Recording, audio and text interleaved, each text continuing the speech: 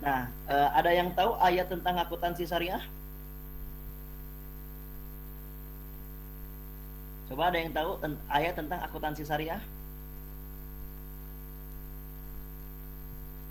Muhammad Hedra, hadir?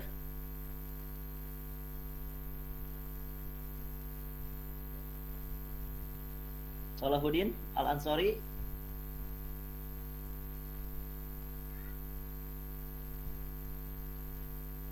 Halo? Citra?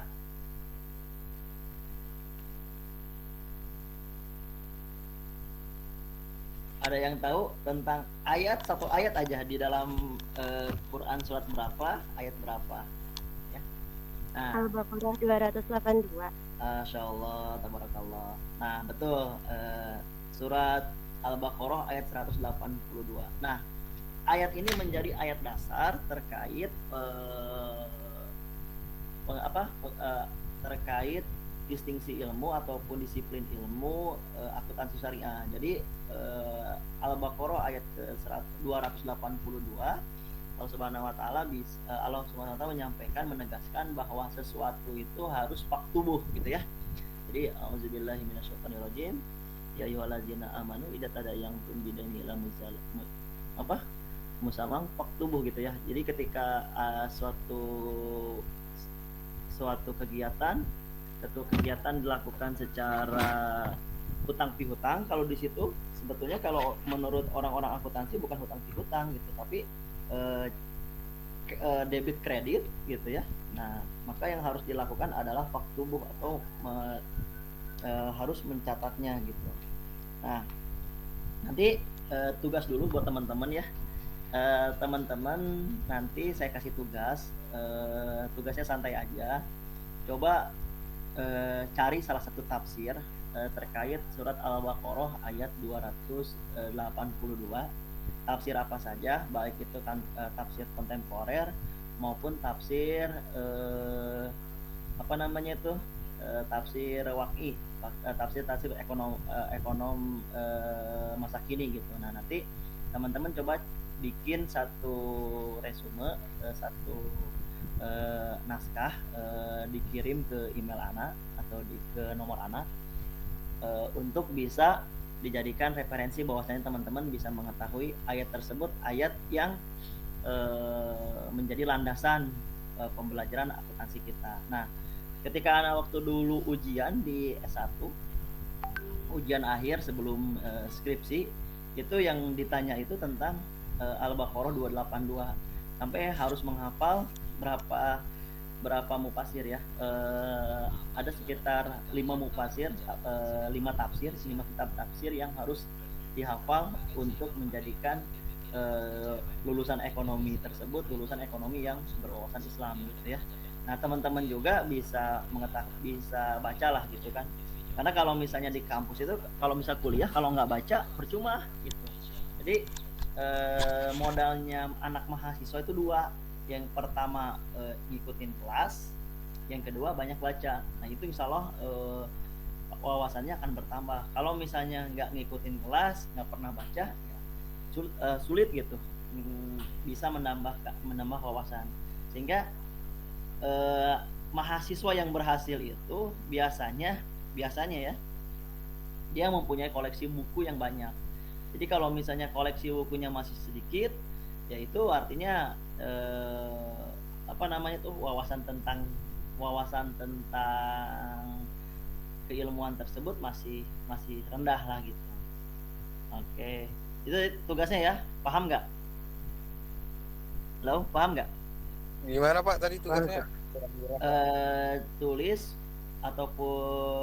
surat Al-Baqarah ayat 282 dengan beberapa tafsir, salah satu tafsir aja lah gitu. Misalnya Muhammad Azam ngambil tafsir Ibnu Katsir. Nah, di tafsir Ibnu Katsir itu seperti apa sih menjelaskan tentang 282?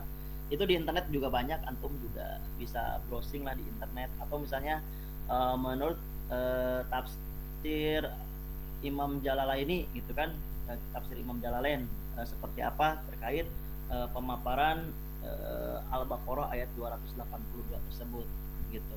Tafsir banyak, mudah-mudahan tidak ada yang sama ya, karena nanti di akhir tafsir antum ngasih opini gitu. Jadi menurut Ibnu Katsir misalnya itu tafsir Ibnu Katsir menceritakan tentang ayat 282 lebih ke arah bla bla bla bla bla bla gitu kan. Nah, jadi opini antum pun di situ dibubuhkan setelah marojinya ataupun tafsirnya disertakan gitu ya. Nah, itu penting karena untuk bisa mempelajari akuntansi syariah dasarnya di Al-Baqarah ayat 282 gitu ya. Bisa dimengerti nggak? Dipahami nggak?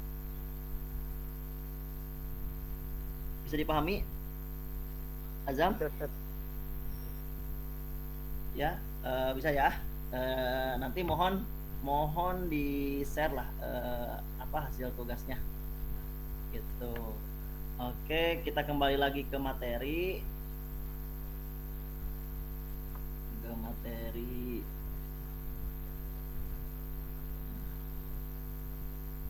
Nah, ini buku akuntansi yang menjadi referensi ya.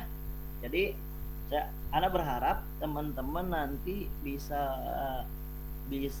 mengkoleksi buku akuntansi yang ditampilkan di depan gitu ya. Yang pertama akuntansi syariah di Indonesia oleh Sri Nur Hayati, dan kemudian akuntansi suatu pengantar akuntansi oleh Sumarso. Ini sebetulnya buku lama. Akuntansi suatu pengantar ini bahkan waktu Ana 2014 2015 belajar akuntansi itu pakai bukunya Sumarso gitu ya. Nah, kemudian ada akuntansi satu berbasis IFRS. Jadi IFRS itu standar akuntansi internasional. Nah, di sini juga teman-teman bisa melihat pengantar akuntansi. Yang terakhir ada akuntansi asuransi syariah gitu. Kenapa? Karena supaya bisa mengetahui cara penyuluhan akuntansi syariah itu seperti apa kan gitu ya. Nah, insya Allah akuntansi dalam aksi di sini ada beberapa materi gitu. Ini materi Ana ambil dari Dr. Siti Nur Hasanah. Beliau adalah salah satu dokter di bidang pendidikan akuntansi. Beliau pun hari ini menjadi pembimbing satu saya di perbankan syariah, dan alhamdulillah banyak buku-buku beliau tentang teori-teori akuntansi. Hanya untuk hari ini saya nggak pakai buku beliau dikarenakan buku yang pas, yang cocok untuk teman-teman yang baru mendapatkan materi akuntansi harus pengantar akuntansi terlebih dahulu. Sementara Dr. Siti ini lebih ke mengambil terapannya gitu, penerapan akuntansi. Nah, nanti teman-teman akan mempelajari apa itu akuntansi, penyusun bangunan akuntansi, persamaan akuntansi dasar, menggunakan persamaan akuntansi, laporan keuangan ya. Ini ada 6 kali pertemuan nanti 6 kali pertemuan lah. Insya Allah sebelum UTS kita bisa menempuh sehingga pas ketika sebelum UTS teman-teman sudah bisa menyuguhkan laporan keuangan gitu ya. Nah, laporan keuangan seperti apa untuk bisa disuguhkan gitu ya. Udah ngomongin UTS aja ya, baru juga awal. Nah, ini akuntansi. Nah, akuntansi terdiri dari 3 aktivitas dasar. Yang satu mengidentifikasi peristiwa-peristiwa ekonomi yang relevan untuk bisnisnya. Jadi tadi kan sudah disampaikan oleh Muhammad Azam ya. Jadi akuntansi itu mengidentifikasi keywordnya, kuncinya. Nah, antum sekalian harus bisa mengidentifikasi peristiwa-peristiwa ekonomi. Nah, akuntansi itu bukan cuman kasir ya, bukan cuman seorang kasir yang nerima mengeluarkan uang, bukan, tapi seorang akuntan itu yang harus bisa mengidentifikasi gitu, merumuskan permasalahan keuangan, membahas keuangan sampai memberikan hipotesa keuangan seperti apa gitu. Nah, identifikasi ini perlu dilakukan seorang akunting gitu ya. Nah, maka penting ketika antum misalnya contoh lagi di masjid. Nah, di masjid ini perlu nggak pakai akuntansi? Ya perlu gitu. Bahkan masjid yang tersertifikasi itu masjid yang berakunting gitu. Masjid yang menerbitkan laporan keuangannya berdasarkan akuntansi gitu. Nah, saya punya bocoran sama teman-teman ya. 2022 ini setelah 2021 pemerintah menyoroti beberapa laz fiktif ya, lembaga amil zakat fiktif itu disoroti ya. Nah, di 2022-2023 katanya isunya mau menyerang masjid-masjid. Dalam arti menyerang itu mau merapikan masjid-masjid. Ya. Nah, masjid-masjid yang dimaksud dirapikan itu adalah masjid-masjid yang belum bisa menghadirkan laporan keuangan yang sesuai dengan akuntansi syariah, kemudian memberikan pelayanan sesuai dengan syariah gitu. Nah, makanya ini bisa menjadi pilot project buat teman-teman gitu ya. Saya minta 12 orang ya. Itu 12 orang ya? Iya, Ustaz, 12. Nah, 12 orang ini setelah mata kuliah saya pengen banget punya pekerjaan gitu ya, punya pekerjaan yang bisa menghasilkan. Mau nggak? Maksudnya gimana nih, Pak? Nah, contohnya gini, jangan jauh-jauh lah. Di Persis DKI Jakarta itu masjid wakaf itu ada 22 masjid besar dan masjid binaan. Masjid binaan tuh gini, masjidnya bukan masjid wakaf ke Persis, tetapi asatidnya, kurikulum masjidnya, pemberdayaan masjidnya menggunakan pemberdayaan pemberdayaan dari Jamiah Persis. Nah, sekitar 60 tambah 20 sekitar 80 masjid berarti ya. Sekitar 80 masjid, masa iya nggak ada 12 masjid yang bisa teman-teman masukin ke situ gitu. Maksudnya teman-teman menawarkan saya siap menjadi akuntannya, saya siap menjadi pendamping keuangannya. Nah, terkhusus kalau yang tinggal di Jakarta bisa juga nanti di-plotting di masjid-masjid gitu. Siap nggak? Kayaknya belum bisa nih, Pak. Belum bisa karena belum ada ilmunya ya. Nah, betul tuh, Pak. Nah, makanya ditargetkan nanti setelah ada ilmunya, insya Allah gitu. Saya pengen banget. Nah, kenapa? Karena kata Pak Nasir dalam Kapital Selekta. Jadi ketika seorang aktivis dakwah itu harus bisa menguasai 3 komponen. Tahu nggak? Amanat dari Pak Nasir, Pak Muhammad Nasir, sang revolusioner, sang pencetus mosi integral NKRI, pernah berbicara tentang aktivis dakwah itu harus menguasai tiga objek. Ada yang tahu nggak? Nggak tahu, Pak. Objek tersebut adalah MPK, masjid, pesantren, dan kampus. Itu kata Pak Nasir. Bisa antum buka Kapital Selekta Pak Nasir atau biografi Muhammad Nasir, banyak lah. Atau misalnya antum cari lah di Madrasah Abi Umi, websitenya Ustaz Romli Komarudin terkait MPK atau masjid, pesantren, kampus. Nah, aktivis dakwah itu harus bisa menguasai, mahasiswa itu harus bisa menguasai kampus, menguasai masjid, menguasai pesantren. Nah, kalau misalnya teman-teman yang notabene backgroundnya nanti di HES, hukum ekonomi syariah, nah antum semua itu berkewajiban menjadi mujahid, menjadi mujahidah, menjadi pejuang tentara Allah untuk bisa berperang di dalam ekonomi syariah ini. Salah satunya akuntansi syariah.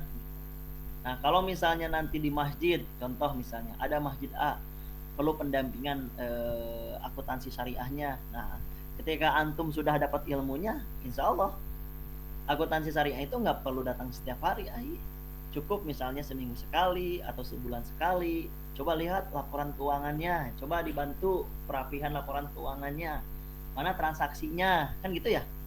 Ada penyalahgunaan tidak, gitu kan? Ada kejanggalan tidak? Nah itu, nah nanti bisa juga antum misalnya nanti berkhidmat, baik itu berkhidmat bersifat sosial atau berkhidmat bersifatnya pekerjaan, langsung di masjid-masjid tertentu gitu.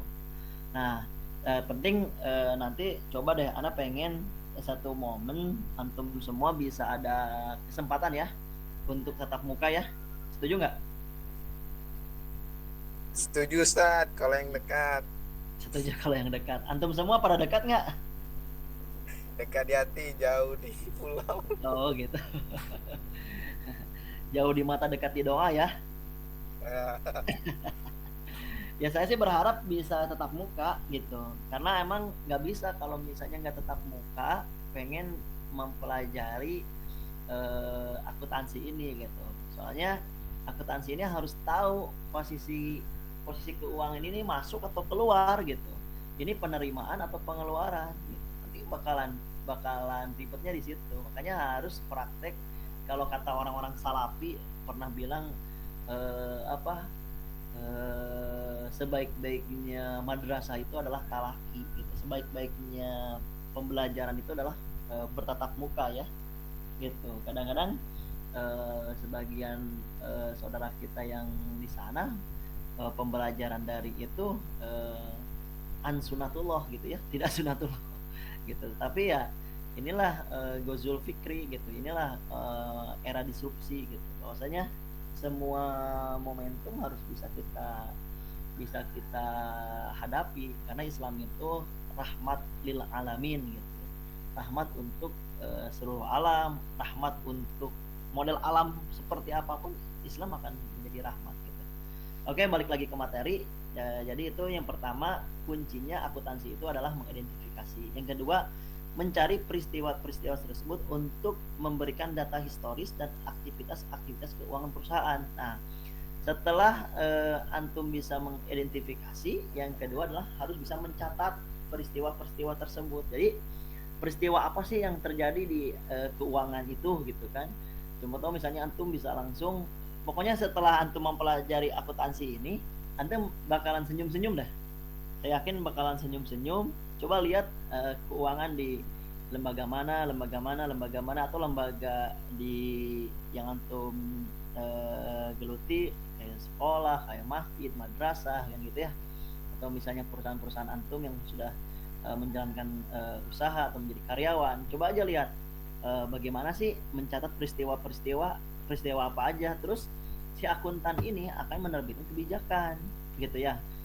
Makanya peran akuntan ini strategis nantinya. Dia nggak bisa mudah nggak bisa mudah dilepas oleh sebuah perusahaan.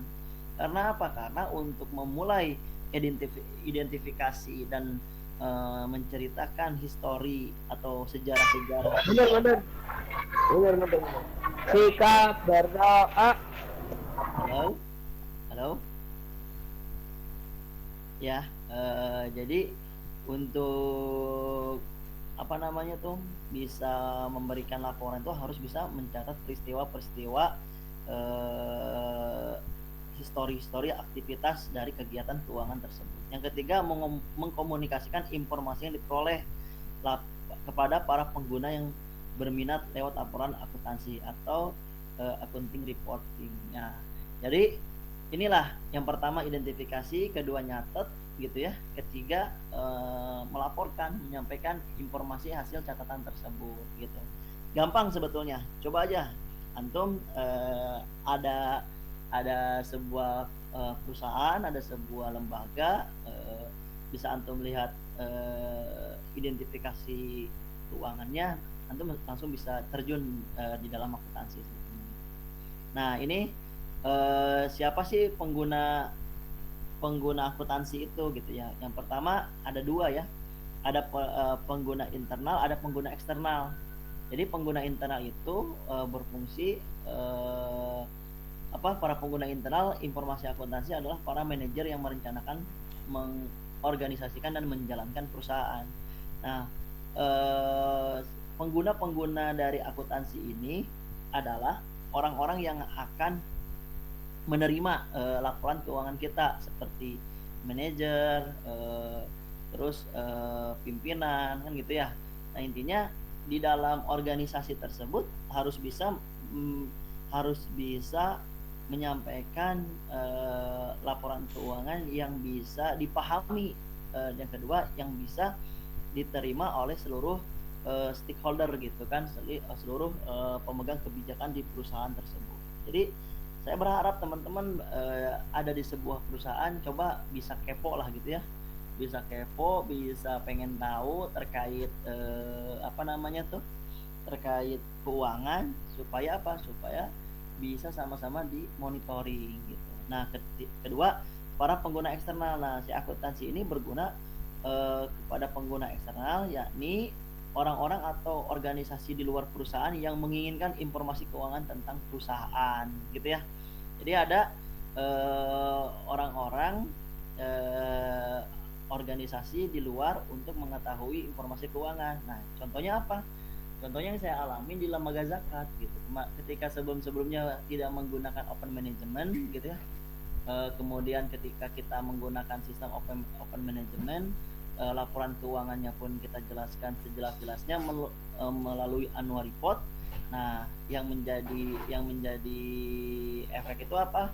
Orang bisa empati dengan kita. Kalau di perusahaan, orang bisa menanam saham di perusahaan kita, menanam modal di perusahaan kita. Nah, ini pentingnya penggunaan eksternal. Maka ketika teman-teman berbicara apa sih urgensi dari pelaksanaan akuntansi ini?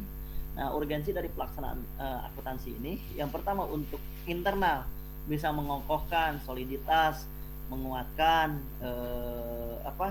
manajemen di bidang keuangan. Yang kedua untuk eksternal bisa memastikan dan menyerap potensi-potensi apa saja yang bisa disinergikan dengan pihak-pihak eksternal gitu ya.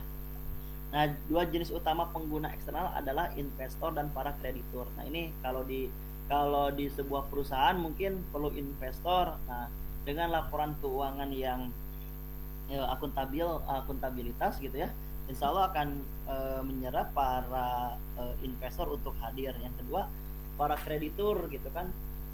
Kalau misalnya ada perusahaan simpan pinjam kayak asuransi gitu ya, atau misalnya kayak perbankan, itu si kreditur pun sama, nggak asal orang itu butuh duit gitu.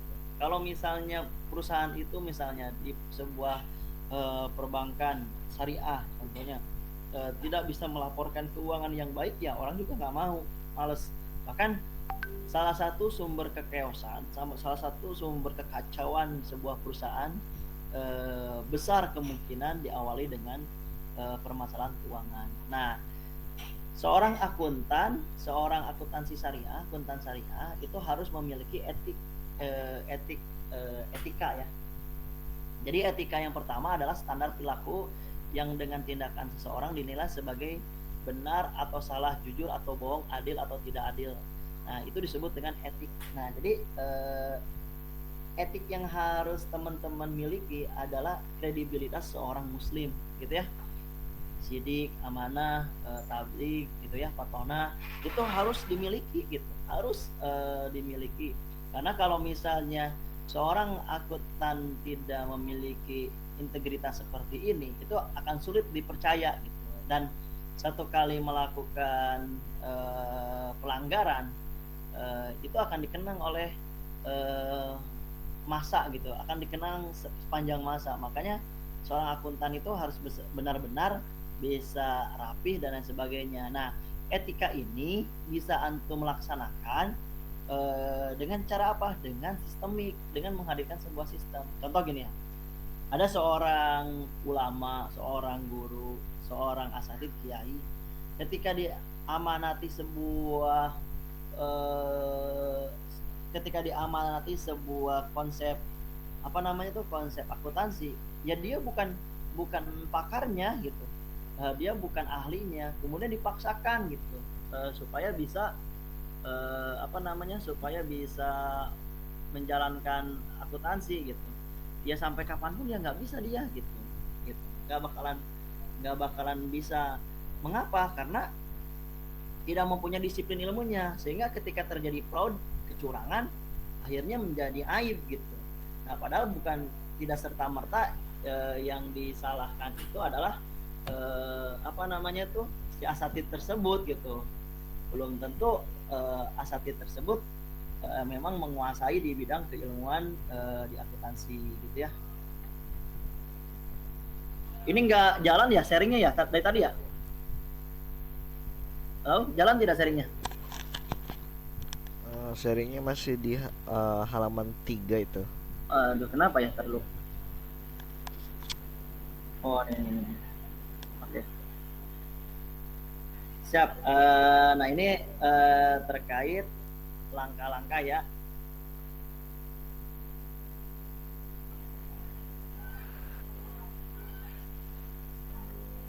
Nah, langkah-langkah yang dalam mengatasi kasus, langkah-langkah dalam mengatasi kasus. Nah, seorang akuntan ini harus bisa mengenali kasus gitu ya. Sebentar ya, ada fogging dulu nih, agak berisik nih.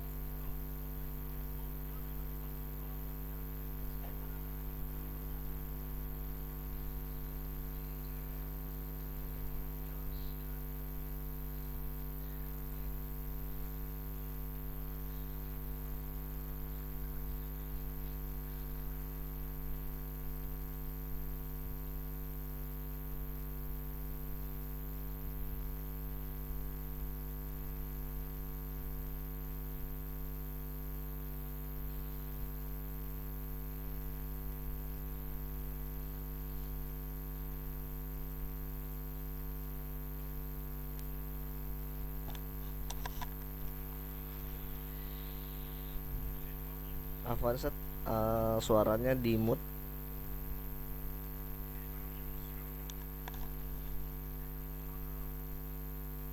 Tes ada ya?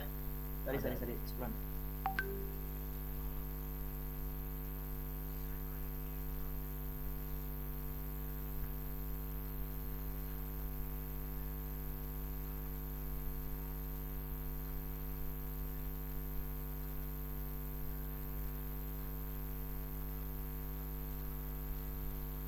Ya, sudah tampil ya. Nah, dalam melakukan ataupun mengatasi sebuah kasus, nah, teman-teman ada 3 poin yang harus teman-teman antum sekalian lakukan. Pertama, kenali situasi etika dan permasalahan etika yang ada. Nah, jadi orang yang hadir dalam keuangan biasanya orang yang hadir dalam orang yang hadir menghadapi sebuah persoalan, menghadapi sebuah problem ya gitu. Jadi pokoknya ketika antum ngomongin masalah akuntansi, antum diundang untuk bisa menyelesaikan sebuah lembaga. Nah, antum diperlukan untuk menyelesaikan salah satu permasalahan di keuangan gitu, permasalahan di akuntansi. Nah, jadi yang pertama yang harus antum lihat itu adalah situasi etika dan permasalahan etika yang ada. Jadi tidak bisa kita langsung menjustis, memponis gitu ya. Ini si A melakukan kesalahan A B C D E F G H sampai Z. Waduh, kok bisa seperti itu gitu.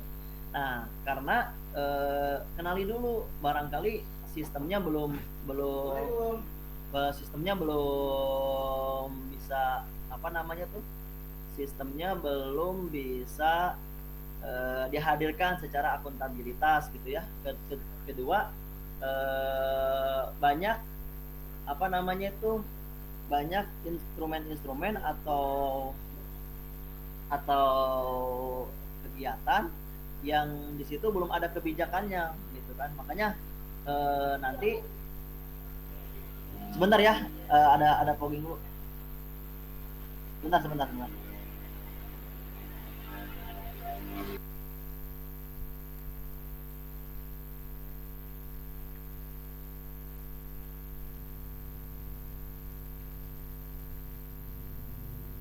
permasalahan yang ada gitu ya. Yang pertama, ketika ada permasalahan etika itu jangan langsung kita memvonis lembaga tersebut ataupun orang yang memegang keuangan tersebut, misalnya tuh ABCD gitu. Tapi kita lihat dulu situasi etiknya seperti apa gitu ya. Jadi tadi studi kasusnya, ketika misalnya ada seorang alim ulama, ustaz, kiai lah, atau misalnya orang yang tidak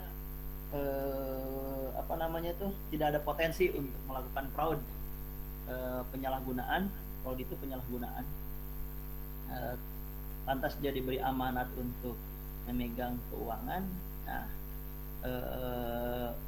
ada sebuah kejanggalan ataupun problem, kemudian kita langsung memvonis gitu A, B, C dan lainnya gitu. Itu nggak bisa gitu ya. Jadi lihat dulu di etika dari individu tersebut, basically-nya di mana sih gitu. Nah, yang kedua, identifikasi dan menganalisis komponen-komponen utama dan dalam berbagai situasi. Nah, kemudian lihat permasalahan yang ada di lembaga tersebut apa sih gitu. Yang pertama, apakah antara orang yang nerima, orang yang mengeluarkan, orang yang sama, atau misalnya kan kalau misalnya di yang antum ketahui, orang yang megang keuangan disebut apa? Halo? Yang antum ketahui, orang yang megang keuangan disebut apa? Secara umum lah. Bendahara, Ustaz. Bendahara. Baik. Itu kan secara umum orang mengenalnya dengan sebutan bendahara saja gitu ya. Padahal di keuangan itu kan banyak. Ada orang yang sebagai pencatat, ada orang sebagai pengkolek, ada orang sebagai pencari, kan gitu ya, pencari uangnya. Nah, ada juga orang sebagai penyalurnya, gitu ya, pendistribusinya. Nah, itu sebetulnya berbeda. Nah, habit budaya di kita itu hampir semua sama gitu. Yang megang itu, yang menyimpan itu, yang ngeluarin itu, yang nyatet itu, yang nyari itu, gitu kan ya. Pada akhirnya wajar ketika ada penyalahgunaan yang akan terjadi gitu. Itu bisa terjadi diakibatkan oleh komponen-komponen utama yang dilihat dari berbagai situasi gitu. Nah, makanya sistemnya yang harus kita lihat gitu, yang harus kita perhatikan. Jadi setelah tadi melihat basic individunya, yang kedua lihat dari sistemnya seperti apa gitu. Jangan sampai menyalahkan seseorang tapi lembaganya tidak mau disalahkan gitu. Itu kan banyak kasus. Kemarin Ana menyelesaikan kasus keuangan di pesantren X lah, saya sebutkan pesantren X. Nah, di pesantren X itu santri sampai 800 orang gitu ya. Dari semua jenjang itu 800 orang. Nah, keuangannya begitu tidak komprehensif, tidak akuntabilitas, tidak tidak open management. Nah, yang disalahkan nggak bisa orang yang disalahkan. Emang sistem pesantren X tersebut tidak menghadirkan sistem keuangan yang berstandar mutu gitu. Jadi tidak memiliki pengetahuan terkait persiapan perencanaan keuangan gitu. Jadi kita tidak bisa langsung memvonis orangnya gitu. Jadi teman-teman akuntansi, teman-teman akuntan, nanti ketika antum setelah hadir di lapangan, itu harus bisa bijak melihat permasalahan. Yang kedua, jangan sampai memperkeruh permasalahan. Contoh misalnya datang citra misalnya di lembaga Y. Nah, di lembaga Y ini, wah ini nggak bener nih keuangan kayak gini nih. Yang harusnya saya nih menyelesaikan kayak gini, saya bisa nih seperti ini. Oh, itu jangan, itu keluar dari kode etik seorang akuntan. Jadi nanti antum juga akan belajar kode etik seorang akuntan seperti apa. Nah, pada intinya teman-teman harus bisa memberikan sebuah pencerahan. Contoh ketika teman-teman dijadikan akuntan publik.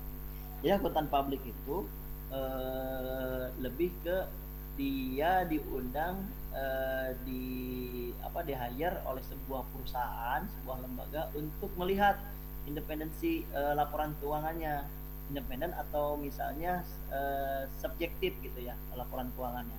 Nah, itu teman-teman pasti nggak bisa langsung, wah ini nih akuntannya ABCD gitu. lihat dulu sistemnya. Nah, sistem itu harus bisa didekati, dipelajari secara komprehensif.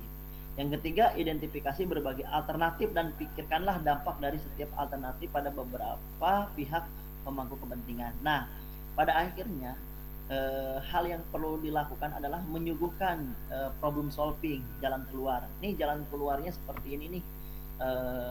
Ajak seorang akuntan yang ada di situ, ajak ngobrol, ajak ngopi bareng gitu kan. Lalu bikin perencanaan-perencanaan yang bersifat bersifat musyawarah lah gitu ya, bersifat tabayun, tidak memvonis dan tidak memfitnah gitu. Jadi jangan sampai seorang akuntan ini, karena kalau nggak belajar terkait etika akuntan, accounting etik gitu ya, nanti di lapangan itu akan ada adu jotos antara akunting satu dengan akunting yang lain gitu ya, akuntan yang satu dengan akuntan yang lain gitu.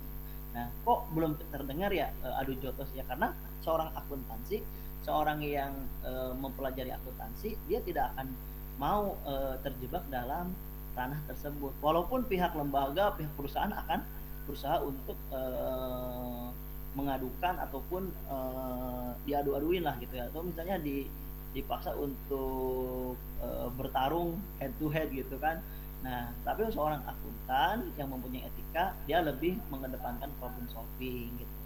Nah, pada akhirnya sistem inilah yang harus dikeluarkan supaya sinergisitas antara pemegang kebijakan dengan sistem keuangan, dengan pelaporan itu bisa berjalan beriringan gitu ya. Oke, kemudian standar akuntansi. Nah, ini standar akuntansi yang ada di buku yang tadi ya. Nih, ada di buku yang akuntansi syariah sama pengantar akuntansi syariah. Jadi kalau akuntansi syariah yang yang baru itu sudah menggunakan standar akuntansi IFRS, International Financial Reporting Standard. Jadi kalau di Indonesia disebutnya tuh PSAK, pelaporan standar akuntansi gitu ya. Jadi satu pelaporan, satu pencatatan standar akuntansi itu memiliki standar-standarnya. Contoh akuntansi untuk pendidikan, akuntansi apa gitu ya. Nah, teman-teman bisa browsing lah, bisa searching nanti standar-standar akuntansi seperti apa gitu. Yang kedua, standar ini digunakan oleh lebih dari 130 negara. Jadi International Accounting Standard Board itu lebih digunakan pasti digunakan oleh banyak negara-negara maju gitu.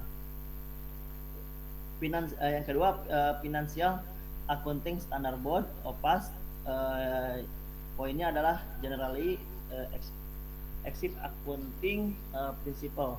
Jadi prinsip-prinsip general, prinsip-prinsip umum yang telah disetujui oleh para akuntan. Sebagian besar perusahaan di Amerika Serikat mengikuti standar ini gitu ya. Jadi negara-negara maju pasti menggunakan standar-standar akuntansi yang telah disepakati dunia. Jadi kalau misalnya teman-teman nanti ketika menyuguhkan laporan keuangan, ini you pakai laporan mana gitu, standar mana? Nah, tinggal Bapak mau mana? Mau pakai yang standar Indonesia atau yang standar internasional? Silahkan gitu. Jadi nanti standar itu yang harus menjadi pijakan lah. Pijakan dalam melakukan pelaporan. Yang selanjutnya prinsip budaya. Nah, ada budaya-budaya tadi, setelah tadi ngomongin etik, standar, sekarang harus ngomongin tentang prinsip budaya. Jadi di prinsip budaya ini ada budaya historistis, yaitu menentukan bahwa perusahaan-perusahaan mencatat aset mereka sebesar biayanya. Contoh gini, ada perusahaan yang hanya mencatat histori terkait keuangan apa saja yang perlu dicatat. Contoh keuangan di angka 5 juta ke atas baru dicatat keuangan. Kalau yang kalau yang di bawah 5 juta nggak dicatat. Nah, contoh misalnya di sini ada seorang pengusaha, contoh dikatakanlah Citra. Nah, Citra ini melakukan usaha di bidang retail, di bidang online shop contohnya. Nah, mana aja yang perlu dicatat gitu. Nah, yang perlu dicatat itu adalah kalau menurut standar biaya historis yang besar-besar aja. Contoh misalnya, saya belanja produk pakaian A, model A sebesar 5 juta gitu. Nah, itu yang diambil mengikuti prinsip budaya historis. Yang kedua, prinsip nilai wajar. Nah, prinsip nilai wajar menyatakan bahwa aset dan liabilitas yang harus dilaporkan pada nilai wajar. Harga yang diterima saat menjual aset atau menyelesaikan liabilitas. Nah, liabilitas itu adalah beban atau kewajiban yang perlu dipenuhi oleh sebuah perusahaan. Nah, kalau yang prinsip nilai wajar itu nggak dicatat umumnya besarnya, tapi langsung misalnya Citra belanja produk A, pakaian A dengan size-nya ukuran XL, berapa banyak, misalnya 5 buah, harganya berapa, totalnya berapa. Nah, itu sampai ke detail seperti itu. Jadi nanti ada beberapa model request dari sebuah perusahaan itu mau yang mana, mau yang pakai prinsip biaya historis atau prinsip nilai wajar gitu ya. Nah, ini prinsip-prinsip ini yang perlu dikedepankan gitu kan, yang harus dihadirkan dalam mencatat pembukuan. Nah, saya sih berharap gitu ya, berharap banget teman-teman sudah mulailah melakukan melakukan sebuah kegiatan akuntansi lah gitu ya, kegiatan akuntansi dalam kehidupan. Karena kalau nggak dimulai itu nggak bakalan bisa-bisa gitu. Jadi ilmu yang bermanfaat itu ilmu yang diterapkan dalam kehidupan gitu. Jadi kalau misalnya ilmunya nggak diterapkan dalam kehidupan itu nggak bermanfaat, termasuk akuntansi. Nah, akuntansi kalau misalnya mau bisa berhasil antum di mata kuliah ini, yang harus dimulai, coba dicatat apa gitu, coba beli bukunya gitu. Tanpa beli bukunya ya nggak bisa gitu, nggak bisa untuk menjadi maroji rujukan gitu ya. Nah, teman-teman gini, saya kan nulis saya beli bukunya ataupun nyari bukunya, buku yang insya Allah banyak ditemukan di pasaran, baik di online shop maupun di toko-toko buku. Karena terbitan Salemba 4 ini ya terbitan yang sudah masyhur lah, banyak orang yang mengetahuinya. Nah, saya berharap teman-teman besok sudah punya bukunya. Siap nggak? Halo? Halo? Teman-teman harus punya bukunya, siap nggak?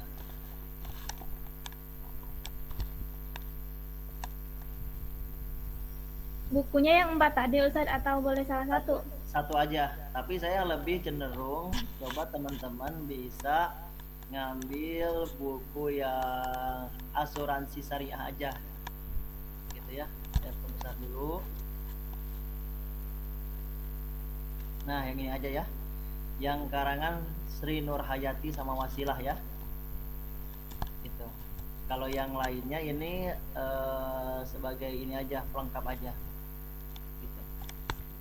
Saya berharap teman-teman bisa beli bukunya. Ini paling sekitar di online shop sekitar 100 ribuan lah gitu ya.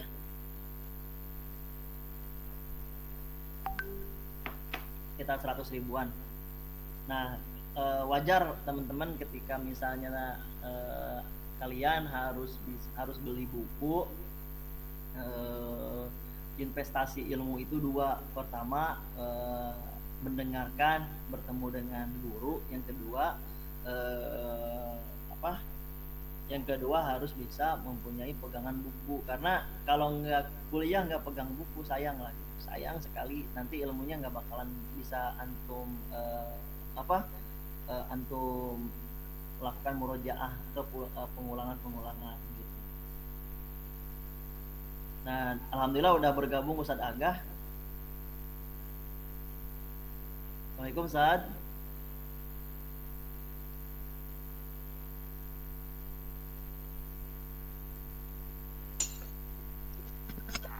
Waalaikumsalam warahmatullahi wabarakatuh. Ustaz Dewan sudah mulai ya? Sudah mulai kuliah ya? Sudah 1 jam Ustaz. Ya. Oh iya. Sebentar saya potong dulu teman-teman mahasiswa. Mohon maaf, barusan saya harus menghadiri undangan Basnas. Dan kebetulan untuk mata kuliah akuntansi ini agak unik ya, agak berbeda dari mata kuliah lain karena di sini ada 2 dosen yang harus mengajar teman-teman mahasiswa semua. Namun nanti untuk selanjutnya kaitan akuntansi syariah ini nanti dilanjutkan oleh Ustadz Ikhwan sampai dengan tuntas nanti ya. Insya Allah nanti saya akan lebih banyak koordinasi dengan Ustadz Ikhwan kaitan dengan materi akuntansi ini. Saya berharap Ustadz Ikhwan materi yang disampaikan ke anak-anak lebih kepada terapan, karena memang ini konsumsinya bukan pada jurusan ekonomi syariah tapi jurusan hukum ekonomi syariah. Tapi minimal para ahli sarjana hukum ekonomi syariah ini paham tentang alur mekanisme keuangan. Ini yang paling penting. Baik teman-teman mahasiswa, itu ya barangkali ya saya hanya nyelang sebentar saja bahwa ini perkuliahan di semester 4 ini cukup unik ya. Kaitannya karena rata-rata dosennya cuma 1, sekarang 2 begitu ya. Baik, terima kasih teman-teman. Ustadz Ikhwan terima kasih banyak. Silakan dilanjutkan. Ya, mangga. Assalamualaikum warahmatullahi wabarakatuh. Waalaikumsalam warahmatullahi Wabarakatuh.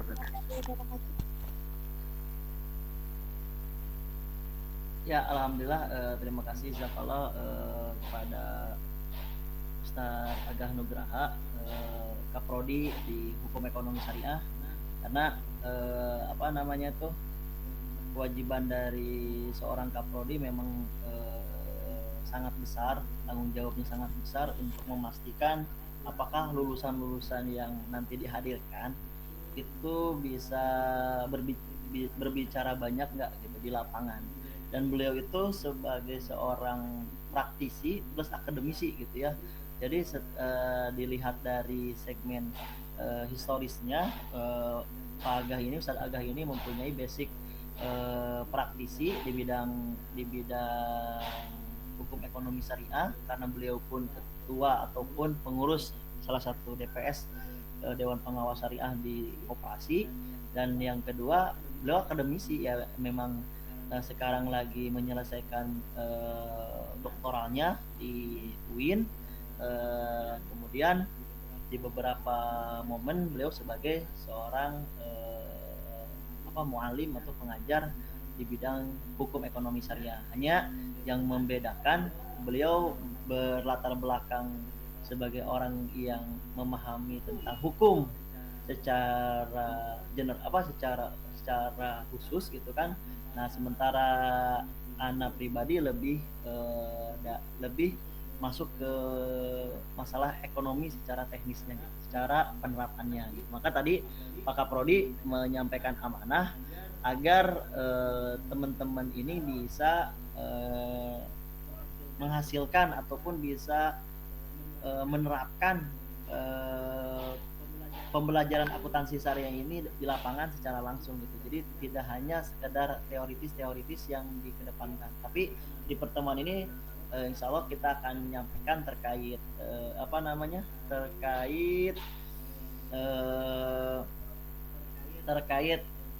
teori-teori pengantar supaya teman-teman tidak blank sama sekali apa yang akan disampaikan di 16 pertemuan ataupun 14 pertemuan yang akan kita lalui bersama.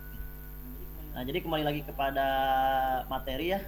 Jadi materi ini sampai 11 slide terlebih dahulu. Insya Allah bukunya mudah-mudahan teman-teman harus ada di minggu depan, diusahakan supaya bisa dipahami secara baik oleh teman-teman sekalian ya. Nah, di sini nanti teman-teman akan memahami tentang bentuk kepemilikan di sebuah perusahaan, itu bentuk kepemilikannya seperti apa gitu. Juga akan mengetahui asumsi-asumsi dalam akuntansi itu asumsi apa aja gitu ya kan teman-teman pahami gitu.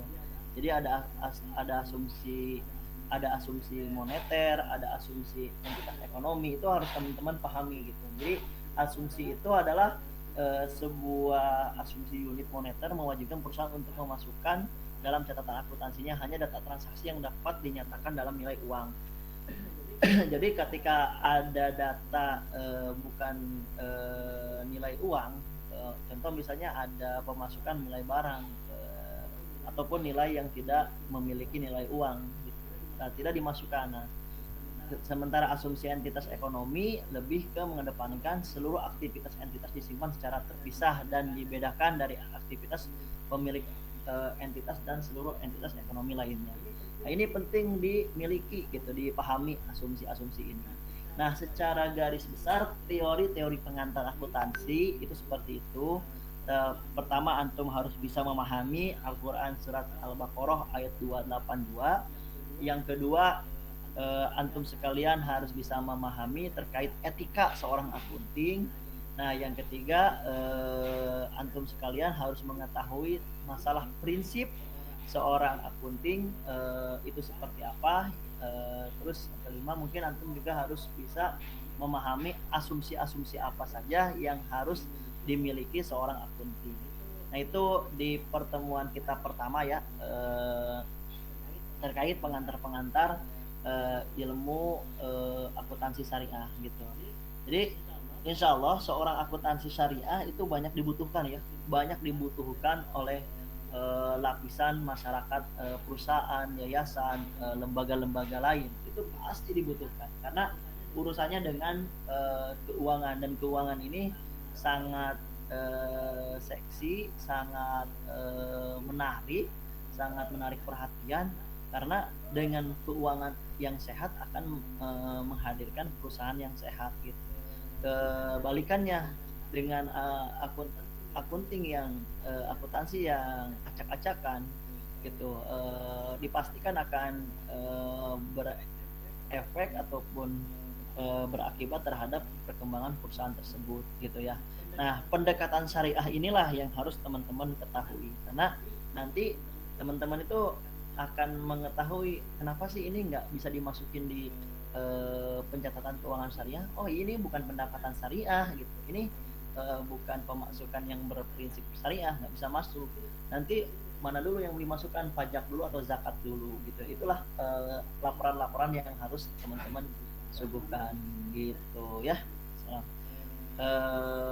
Baik, di pertemuan ini jika ada pertanyaan silahkan untuk teman-teman yang sampaikan terkait pengantar akuntansi syariah ini. Silakan.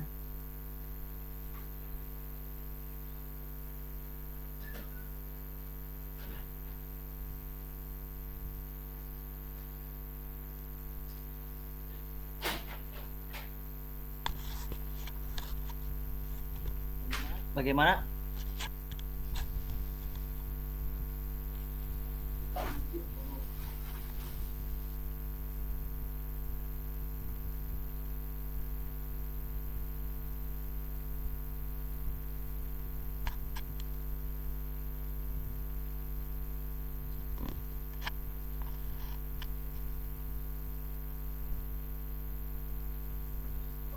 Bagaimana?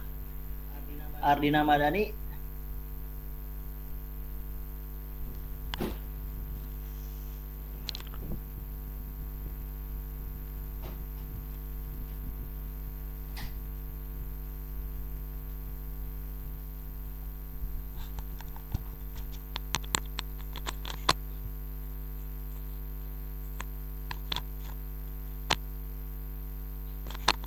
Silakan Muhammad Azam, jika yang ditanyakan terkait penyampaian di pertemuan pertama ini, silakan untuk disampaikan. Masih belum ada sih, Pak. Langsung aja ya. Untuk pertemuan besok ya, Ana berharap teman-teman bisa pertama kesepakatan waktu kita diusahakan untuk on time. Yang kedua adalah absensi yang masuk itu absensi yang dari awal sampai akhir, mengikuti bersama-sama ya. Yang ketiga, di minggu depan di pertemuan saya usahakan untuk bisa dibuka ya videonya gitu ya. Nanti minggu depan saya minta ke teman-teman nggak apa-apa kalau yang pertemuan yang lain nggak dibuka videonya, di pertemuan saya aja lah gitu ya, diusahakan untuk dibuka videonya ya, kameranya ya, karena kalau misalnya videonya atau kameranya nggak dibuka, saya nggak tahu nih apakah antum ada atau enggak gitu ya. Ya khawatirnya pembelajaran ini atau penyampaian materi ini nggak nyampe ke antum gitu, sayang. Mendingan bisa dimanfaatkan lah waktunya untuk hal-hal yang lain gitu. Jadi coba di minggu depan tolong dipersiapkan waktunya, dipersiapkan dirinya, dipersiapkan bukunya gitu ya, untuk bisa menerima penyampaian materi yang akan dikaji di akuntansi syariah ini gitu ya. Dan ketiga adalah diusahakan coba antum sekalian beli bukunya yang tadi sudah saya share.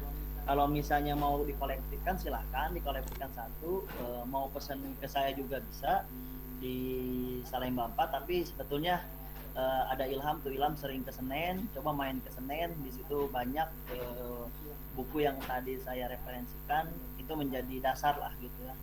Tapi kalau misalnya teman-teman nggak ada niat untuk serius belajar ya sayang gitu ya, sayang untuk waktunya dan segala macamnya. Karena kalau misalnya akuntansi itu nggak bisa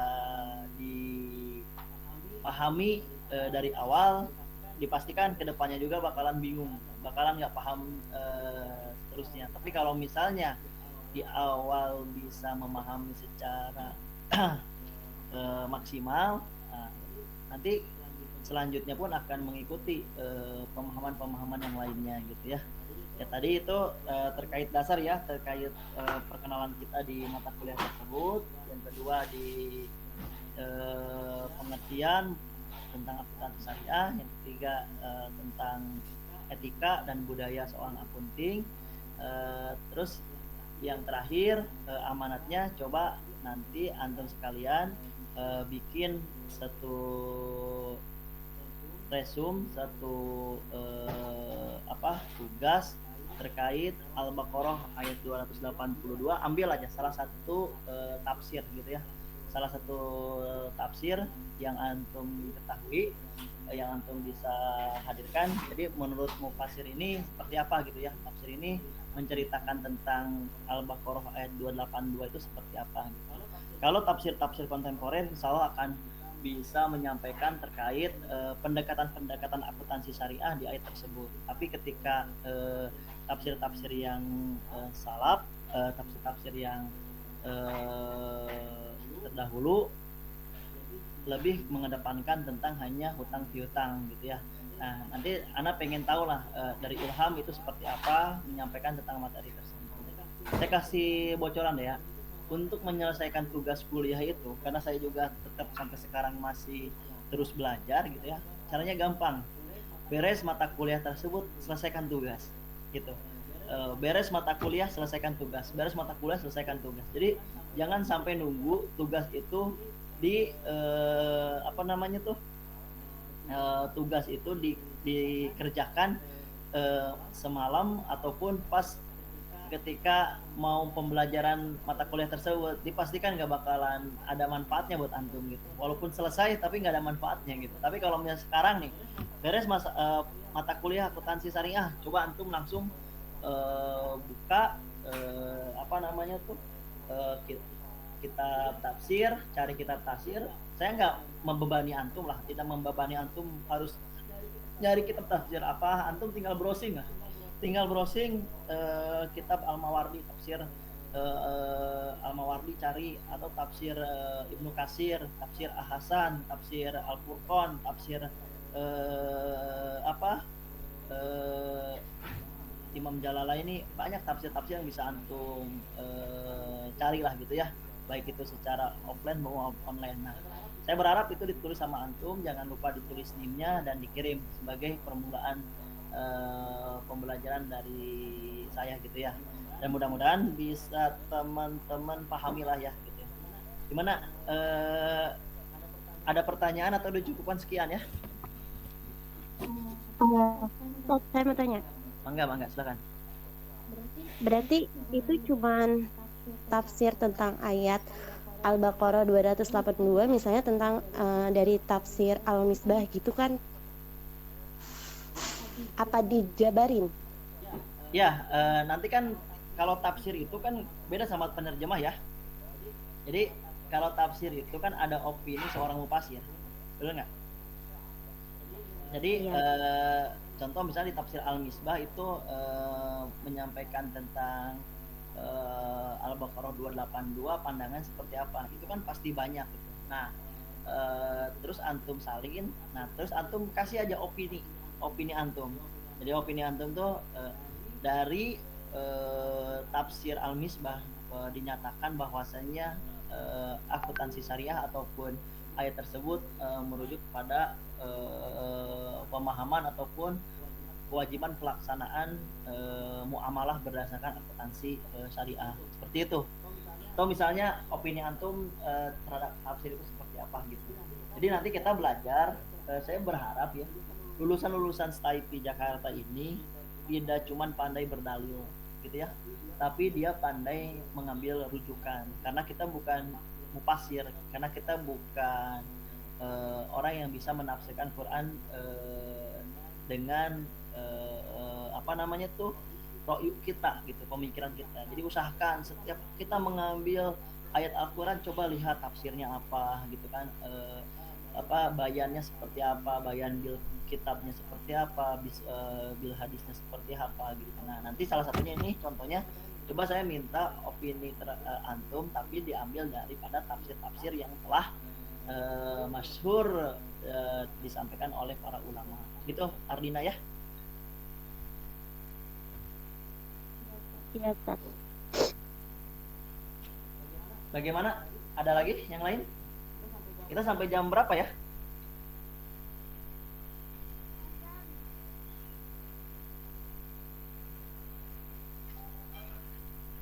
Kita sampai jam berapa?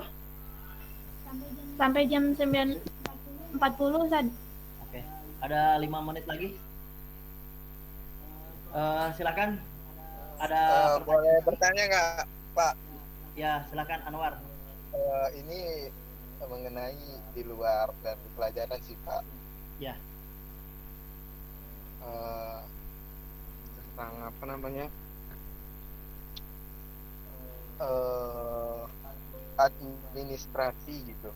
Oh iya, silakan. Mana? Kan misalnya ini kan udah semester 4 nih kan, Pak. Misalnya udah di pembayaran nilai itu bakal keluar kalau udah bayar, Pak ya. Betul. Jadi misalnya udah bayar semester 1 udah bayar nih, udah keluar nilainya kan, Pak. Ya. Terus kita tuh pengen ngambil nilai yang semester 3 dulu, bisa nggak gitu? Apa harus nyelesain semester Bisa. 2 dulu? Apa gimana? Jadi akadnya satu semester selesai mata kuliah silahkan diambil nilainya. Satu semester beres silahkan diambil. Jadi kalau misalnya antum belum bisa yang semester kedua ke satu, ya silahkan yang 3 dulu gitu ya. Oh begitu. Iya gitu. Nanti ya kita pun banyak ruksoh lah, banyak kebijakan, banyak ngasih keringanan gitu. Nggak selalu harus memenuhi kalau misalnya antum belum bisa ya, tapi kalau misalnya antum mampu ya tolong diperhatikan, karena keuangan ini ya lagi-lagi menjadi denyut jantungnya sebuah lembaga gitu. Kalau denyutnya nggak ada ya gimana mau hidup gitu ya, jantungnya nggak berdenyut gimana mau hidup gitu ya. Alhamdulillah asatid kita masih pada sabar gitu, bisa masih mengajar antum di tengah-tengah keterbatasan gitu. Nah jadi ketika antum ada keleluasan harta ya coba diselesaikan gitu. Nah kita nggak maksa harus 100% gitu kan di awal gitu ya. Makanya kemarin waktu registrasi itu kan cuma 500.000 kan dari SPP 2.500.000 gitu ya, hanya berapa persennya lah gitu kan. Nah tinggal coba kesanggupan antum, kesiapan antum untuk bisa mencicil. Nah yang kedua nih, ana berharap nih kan antum jurusan ekonomi syariah, hukum ekonomi syariah ya. Nah, jurusan hukum ekonomi syariah itu banyak banyak potensi untuk bisa berafiliasi atau bekerja sama dengan beberapa lembaga. Saya katakan lah ya, banyak lembaga LAS itu membutuhkan lulusan hukum ekonomi syariah. Nah, itu antum bisa menawarkan diri gitu kan. Kemudian dengan lembaga pendidikan gitu. Ya, antum harus bisa apa ya, nyari lah gitu, nyari peluang-peluang itu. Jadi ketika antum SMA hanya diem dapat dari orang tua baru bisa bergerak. Nah, kalau udah kuliah beda gitu ya. Udah kuliah, kemandirian antum, kedewasaan antum itu sangat diperlukan. Karena apa? Karena setelah antum selesai perkuliahan, ya antum mau ngapain nanti gitu ya. Ya dalam kehidupan nyata diterapkan gitu, baik menikah nanti, baik nanti bermuamalah di kehidupan sosial gitu ya. Jadi itu yang perlu antum siapkan, yang perlu antum perhatikan gitu. Coba kalau misalnya ada rezeki, coba dibayar, dicicil. Jangan sampai semakin banyak semester yang antum lalui nanti semakin menggunung tagihannya gitu. Yang jadi khawatir antum udah lulus nggak bisa bawa ijazah gitu ya. Apalagi nanti ada kebijakan belum lunas semuanya, nggak bisa mengikuti sidang skripsi gitu, nanti lebih repot. Udah antum mikirin skripsi, nulis, mikirin biaya gitu ya. Nah, itu yang menjadi berat bagi mahasiswa. Makanya coba dengan adanya aplikasi-aplikasi ADM, registrasi, coba antum cicil sesuai dengan kemampuan antum. Yang terpenting sama-sama lah hak dan kewajiban harus bisa kita penuhi secara adil dan berimbang gitu, Anwar ya.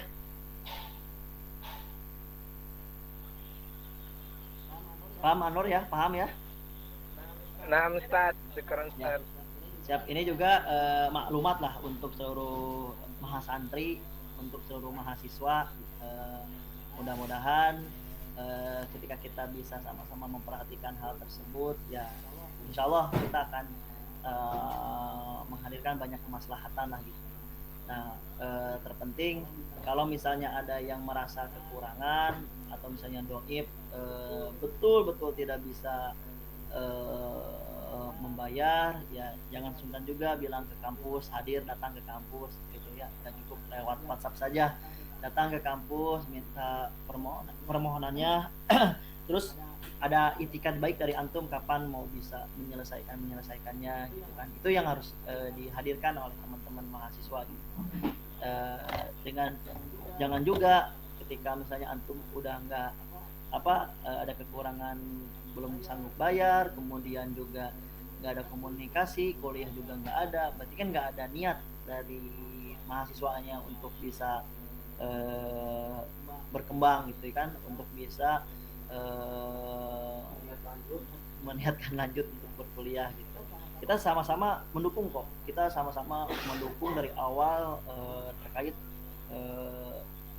perkuliahan ini bisa berjalan di tengah-tengah kondisi pandemi, di tengah-tengah kondisi yang sangat-sangat tidak mendukung kita semua. Tapi insya Allah intan surullah yang sukum, jika kita menolong din Allah gitu kan, Allah pasti nolong kita semua. Apalagi antum semua notabene belajar di sekolah tinggi agama Islam yang fokus untuk mengibarkan kalimat-kalimat Allah, panji-panji Allah, dan menjadi mujahid-mujahidah di kemudian hari gitu.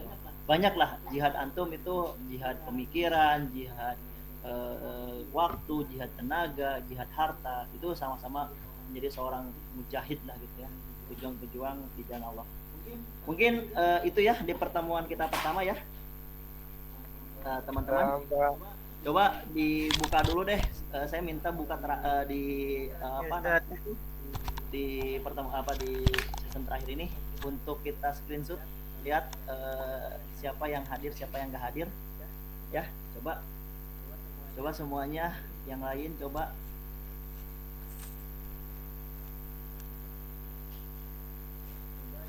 yang lainnya. Ardina Madani, Afwan, Imam Haris coba dibuka.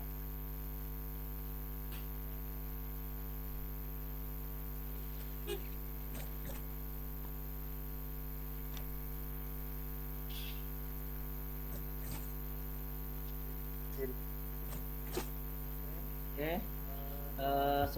Solahuddin Al Ansori ada? Gak ada dia Pak. Akunnya Ada, yang Ustaz. ada tuh Pak.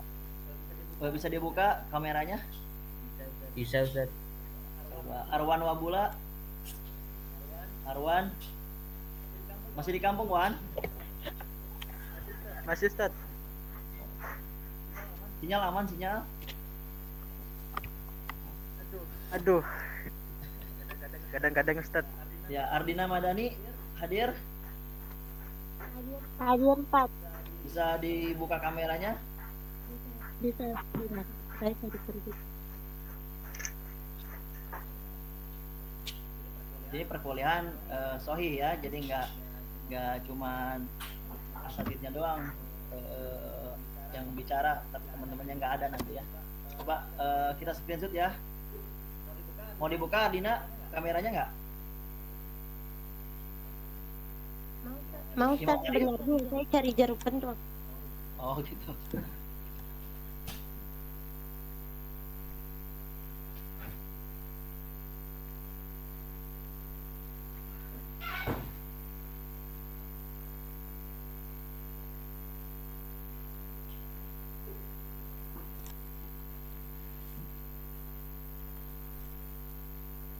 Imam Haris? Sebentar tuh kameranya nggak bisa nyala Ustaz. Oh jelek sinyalnya. Baik, saya langsung screenshot aja ya. Berarti yang nggak hadir hanya Maulana Faiz ya, sama Ahmad Fadil ya. Hadir Ustaz. Maulana Maulana Faiz hadir. Hadir Ustaz. Antum Maulana Faiz atau Faiz Ramadan? Sama Ustaz. Nama panjang Ustaz. Maulana Faiz Ramadan. Oh gitu. Berarti yang nggak hadir Ahmad Fadil. Ahmad Fadil ada? Ahmad Fadil sakit, Sat. Sakit Ustaz. Ahmad Fadil ada nggak? Sakit, Sat. Sakit. Sakit ya. Oke, saat kita SS ya, screenshot dulu. Bismillah, 1, 2, 3.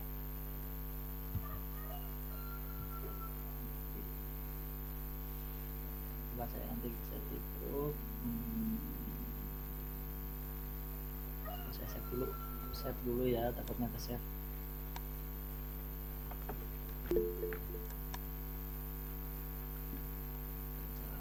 Oke. Baik, teman-teman mahasiswa, mudah-mudahan pada pertemuan kali ini dapat ilmu yang bermanfaat untuk membuat anak pribadi, ya umumnya untuk sekalian.